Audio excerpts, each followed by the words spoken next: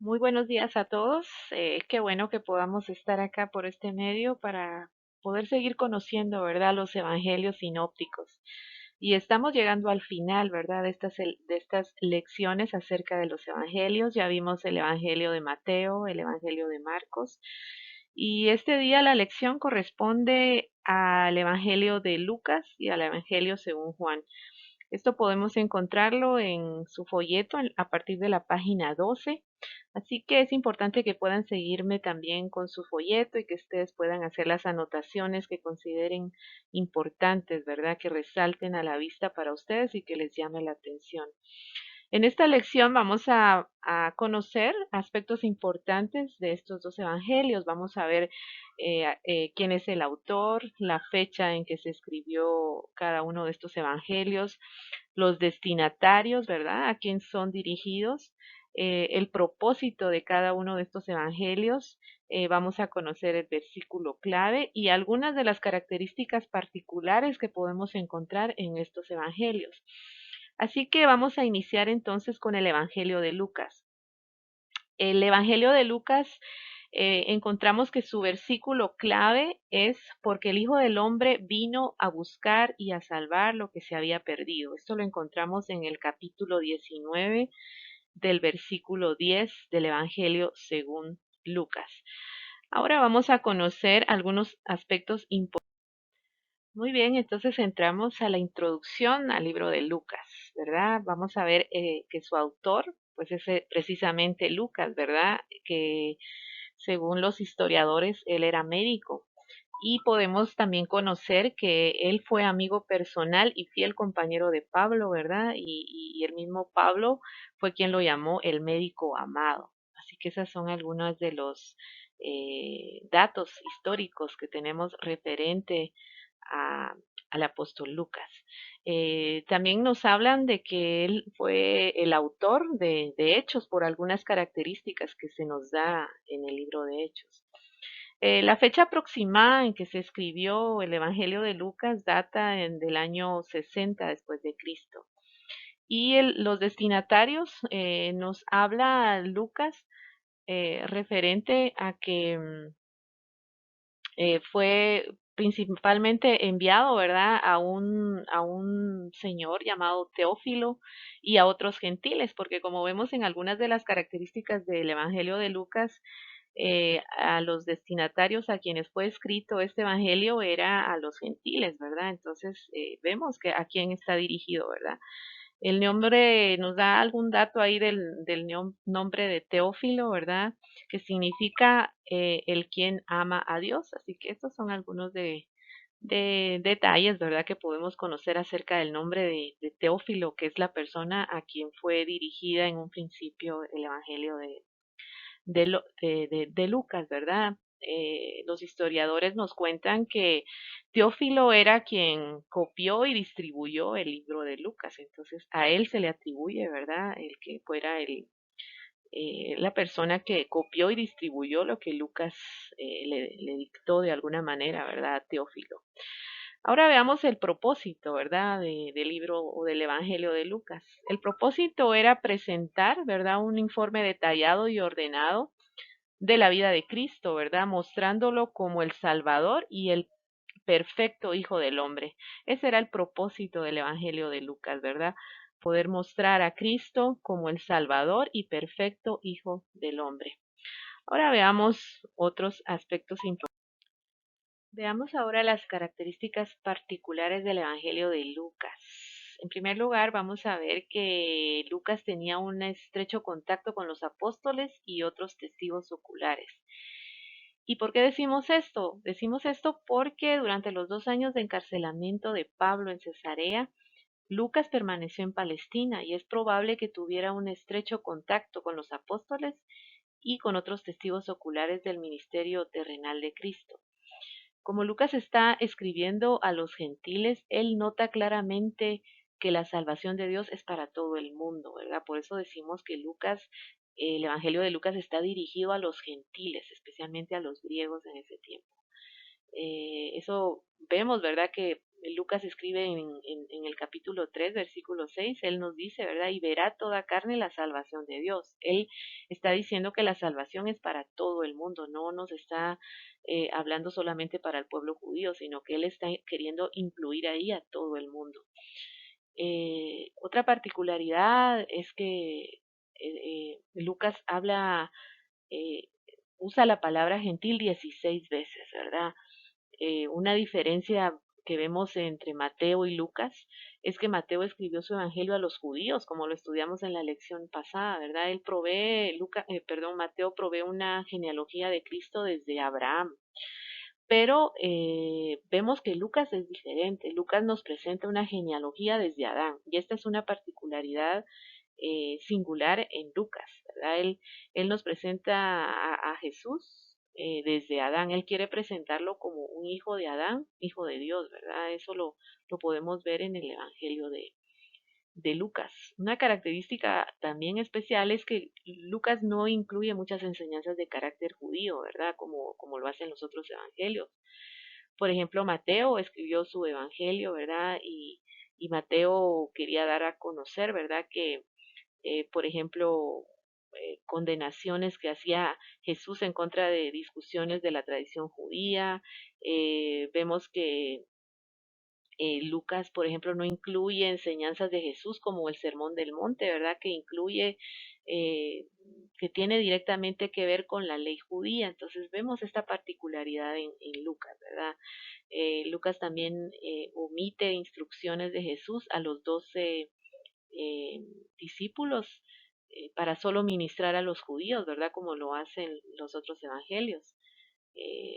Lucas no incluye estas instrucciones que da Jesús para que su evangelio solo sea dado a los judíos. Lucas no lo incluye acá. Vemos algo característico también en Lucas, ¿verdad? Con el tema de la oración. Para Lucas es muy importante el tema de la oración que Jesús quiere enseñar, ¿verdad? Hay 9 oraciones de Jesús en este evangelio, de las cuales solo 2 se encuentran en los otros evangelios. Hay parábolas, ¿verdad?, donde nos enseñan sobre la oración. Lucas nos muestra eso. Lucas es el único evangelio que nos cuenta cómo Jesús intercedió por Pedro. Eso lo vemos en el capítulo 22. Cómo él exhortó a los discípulos a orar en el Getsemaní y cómo él oró por sus enemigos, ¿verdad? Esto Lucas nos los quiere dar a entender y nos muestra la importancia de la oración. Hay otros temas importantes también que Lucas nos muestra, como son el Espíritu Santo, el gozo y la alabanza. Otro énfasis que Lucas nos hace en su evangelio es el énfasis a los individuos y a los niños, ¿verdad? Él, más que ningún otro escritor de los evangelios, eh, Lucas menciona 13 mujeres que no se encuentran en los otros evangelios. Lucas contiene información sobre la niñez de Juan y de Jesús. Y se puede decir, ¿verdad?, que el Evangelio de Lucas tiene una perspectiva de mayor alcance que los otros evangelios, ya que comienza con los anuncios del nacimiento de Juan el Bautista y de Jesús y termina con una referencia a la ascensión de Cristo. Así que vemos estas particularidades del Evangelio de Juan. Él tuvo estrecho contacto con los apóstoles y con testigos oculares.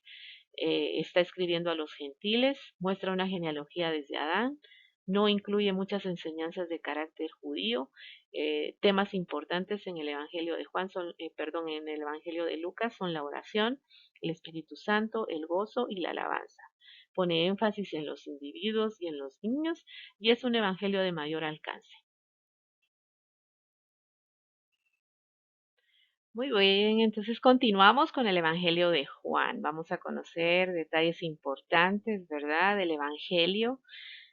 Como aprendimos en lecciones anteriores, este ya no es un Evangelio sinóptico y esto quiere decir que es muy diferente todo lo que nos trae Juan es, son aspectos muy particulares de Juan, ¿verdad? Pudimos aprender que más del 90% es original, ¿verdad? No tiene como mucha similitud con los evangelios sinópticos, ¿verdad? Entonces vamos a aprender aspectos importantes del Evangelio de Juan. Para mí particularmente es uno de los evangelios preferidos, ¿verdad? Porque Juan nos habla y nos da a conocer a Jesús de una manera diferente, ¿verdad? Así que los invito entonces a continuar aprendiendo, acerca del Evangelio según Juan.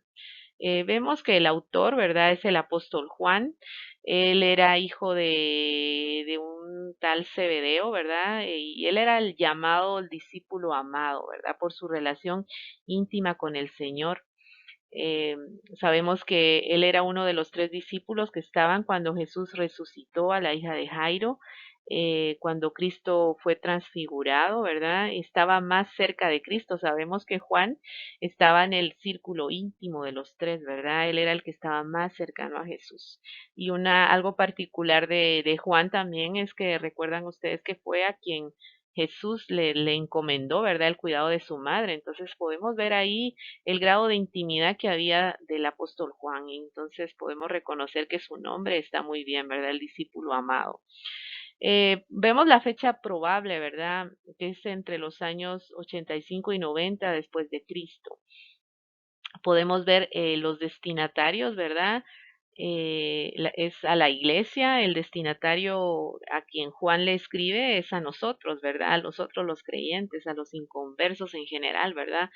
Y el propósito, ¿verdad? El propósito de Juan era probar que Jesús es el Hijo de Dios y que todos los que crean en Él tendrán vida eterna. Ese era el propósito principal, ¿verdad? Del Evangelio de Juan. Probar que Jesús es el Hijo de Dios y que todos los que crean en Él tendrán vida eterna. Esa palabra crean es muy importante en el Evangelio de Juan y vamos a hablar acerca de eso más adelante. Veamos entonces que el versículo clave lo encontramos en el capítulo 20 y versículo 31, ¿verdad? En donde dice, pero estas cosas se han escrito para que creáis que Jesús es el Cristo, el Hijo de Dios, y para que creyendo tengáis vida en su nombre. Muy bien, continuamos entonces con las características particulares del Evangelio de Juan. Em, Vemos que una de las características particulares es que Juan quería presentarnos a Jesús como Dios, ¿verdad? Que existe desde el principio y que Dios es eterno e infinito. Y eso lo vemos, ¿verdad? Al inicio del Evangelio de Juan, cuando él nos dice, en el principio era el verbo y el verbo era con Dios y el verbo era Dios. Él quería presentar a Jesús como Dios, quien existe desde el principio, que es eterno y que es infinito. El equilibrio, esta es otra particularidad de Juan, que existe él quiere establecer un equilibrio entre la obra de Dios en la salvación del hombre y la necesidad por parte del hombre que responda ante esa obra, ¿verdad? Debido a que el Evangelio de Juan fue escrito para llevar a las personas a un conocimiento salvador de Jesucristo, tiene importantes verdades que comunicar al respecto. em, Acerca de la salvación. Hay un maravilloso equilibrio, ¿verdad?, entre la obra de Dios en la salvación del hombre y la necesidad por parte del hombre que responde ante esa obra, ¿verdad? Algo particular en Juan es que en 21 pasajes la salvación se contempla como un acto de Dios, siendo Él quien escoge y atrae a los hombres, ¿verdad? Por otro lado, en 25 pasajes, él hace énfasis en la necesidad del hombre de responder a ese mensaje, ¿verdad? Y de creer en ese mensaje. Em, entonces, esto es algo particular de Juan, ¿verdad? Dice que Juan no intenta conciliar estas verdades, sencillamente él declara que ambas son verdad, ¿verdad? El hombre puede tener problemas para poner esas verdades juntas, pero nuestro sabio Dios no tiene esa dificultad. Juan presenta la salvación como un regalo gratuito de Dios. No es algo para lo cual el hombre tenga que trabajar, sino que es algo que debe recibirse por fe, ¿verdad? Y entonces por eso es que Juan recalca mucho esa palabra creer, ¿verdad?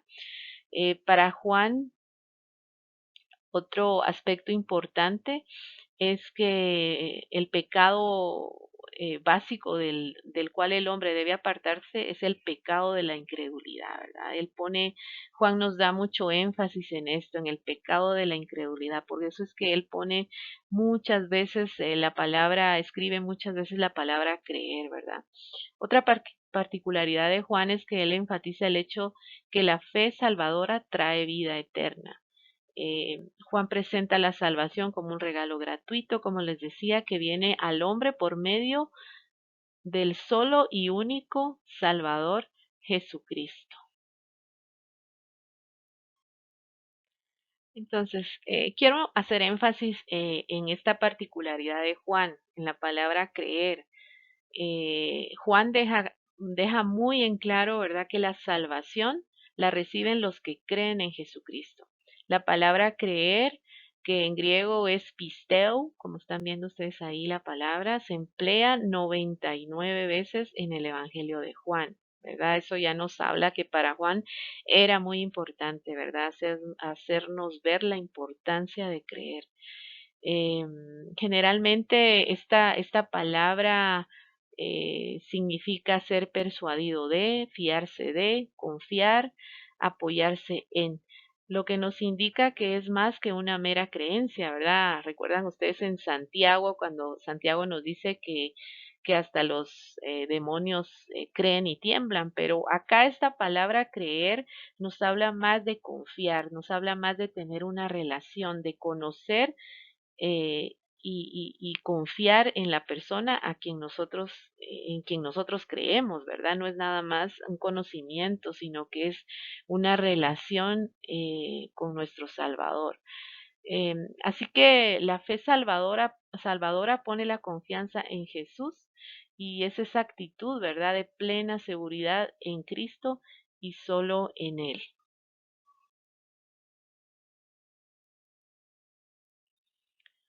Veamos entonces otros aspectos importantes que Juan quiere darnos a conocer, ¿verdad? Él quiere que veamos la fe salvadora en tres áreas del ser humano, ¿verdad? Y estas tres áreas son la mente, la voluntad y las emociones. ¿Y por qué Juan quiere que nosotros entendamos, ¿verdad? Que esta salvación tiene que tocar estas tres áreas de nuestro ser, ¿verdad? La mente, primeramente la mente, ¿verdad? Porque es a través de la mente que nosotros podemos conocer, ¿verdad? El mensaje en primer lugar, ¿verdad? Conocemos primero y creemos, ¿verdad? Y luego la voluntad, porque en la voluntad es donde nosotros podemos tener la decisión, ¿verdad? Nosotros debemos escoger confiar en Cristo como Salvador. Entonces ahí es esa otra área de nuestro ser en donde esta fe salvadora nos toca, ¿verdad? Nosotros tenemos ese poder, digamos así, de decisión. Nosotros decidimos escoger o no confiar en Dios, ¿verdad? Y luego las emociones, ¿verdad? Que antes de ser salvo, el ser humano siente esa necesidad de un Salvador debido a la separación, ¿verdad? Que el pecado produjo. Entonces el hombre siente esa necesidad de tener un Salvador. Y entonces estos son tres aspectos, ¿verdad? Que también Juan nos quiere dar a entender, ¿verdad? Que es una fe salvadora que viene a tocar estas tres áreas de nuestro ser, nuestra mente, nuestra voluntad y nuestras emociones, ¿verdad? Y después de creer en Jesucristo decidimos confiar en Él y sentimos la confianza que ya somos salvos, ¿verdad? Eso viene a tocar todo nuestro ser, ¿verdad? Creemos en nuestra mente, ¿verdad? Recibimos ese mensaje de salvación en nuestra voluntad, decidimos confiar en el Señor y sentimos, ¿verdad? En nuestras emociones, sentimos la confianza de que ya somos salvos. Y bueno, ahora muy bien, mis amados estudiantes, entonces llegamos casi al final, ¿verdad? Del estudio de estas lecciones donde hemos aprendido, ¿verdad? Mucho de nuestro Señor Jesucristo. Y terminando con el Evangelio de Juan, podemos ver una más de sus particularidades, ¿verdad? Juan nos habla mucho de lo que Jesucristo es y por eso mismo Juan utiliza esa expresión, ¿verdad? Yo soy y nos quiere dar a conocer a Jesucristo. Yo soy el pan de vida, yo soy la luz del mundo, yo soy la puerta de las ovejas, yo soy el buen pastor, yo soy la resurrección y la vida, yo soy el camino, la verdad y la vida, yo soy la vid verdadera y yo soy el rey. Así que esto fue eh, particularidades del apóstol Juan que quiere darnos a conocer a Jesucristo de una manera muy particular, ¿verdad? Y yo los insto entonces a seguir aprendiendo acerca de nuestro Señor y Salvador, ¿verdad? Hay tanto que aprender de Él, ¿verdad? Que creo que no nos alcanzaría la vida realmente para poder terminar de conocerlo. Así que los animo a que sigan adelante, que sigan aprendiendo más del Señor y que puedan hacer alguna anotación importante de lo que a ustedes más le llamó la atención y que me digan en esa anotación cuál de los evangelios es su preferido. Así que muchas bendiciones y nos seguimos viendo.